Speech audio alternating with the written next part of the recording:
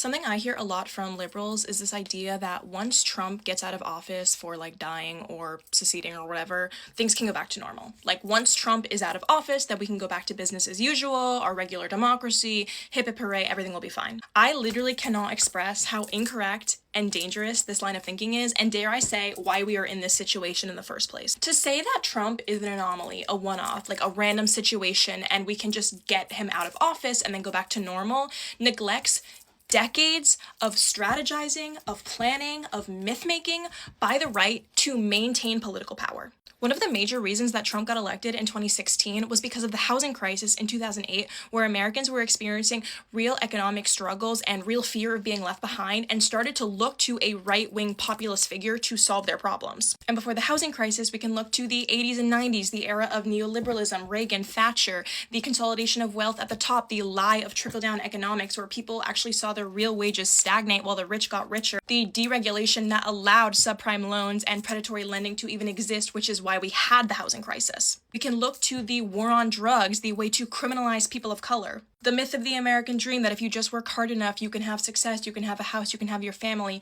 even though that reality is damn near impossible in 2026. The offshoring of domestic labor, the rise in immigrant women performing domestic tasks in America because you could pay them less than you would pay for white women, which then allowed the right to criminalize and demonize immigrants and create anti-immigrant sentiments, which is how they're holding on to power now. And before Reagan, we can look to Nixon and the Southern strategy and the lie told to white Southerners that if black people got rights, there would be less rights for white people, and so they had to oppress people of color so that white people could maintain their perceived place in the social hierarchy. We can't just assume that things will get better if and when Trump loses office, because there has been a mastermind plan since 1950 to allow the right to consolidate and maintain political power at the expense of working class people. We need to know our history so we stop fucking repeating it.